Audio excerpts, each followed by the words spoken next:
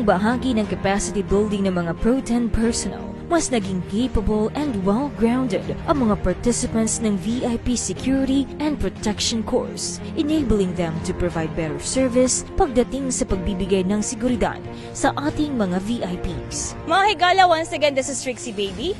At ngayon, we will witness the closing ceremony ng VIP Security and Protection Course kasama mismo ang ating ever-dynamic the Regional Director, si Police Brigadier General Lawrence Baldan-Co.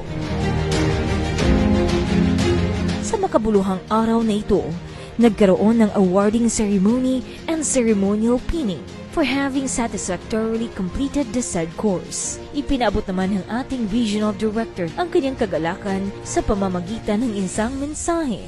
As a graduate of VIP Security Protection Course, you have a very complex job, often requiring round-the-clock work in ensuring 360 degrees protection, especially if we can have a chance to work with our President, his immediate family, as well as visiting heads of states or foreign dignitaries. Dako kayo ni og ikatabang sa mo o dugang kahibalo, although niagi na mi og mga trainings pagtud na mo sa army, labi na sa pagbantay sa usa ka individual. Like for example sa mga LCA nato, local executive, ginahanglan sila sa atong serbisyo. The VIP SPC course took us 45 days. During the whole duration, it was very tiring, but we were satisfied and we learned a lot from the course. No matter what happened, dapat maprotektahan namin ang VIP. At yan po mga higala, nakita niyo po ang closing ceremony ng VIP Security and Protection Course dito sa Camp Alagar, Lapasan, Cagayan de Oro City. Kasama mismo ang ating Regional Director na si Police Brigadier General Lawrence Baldan-Co.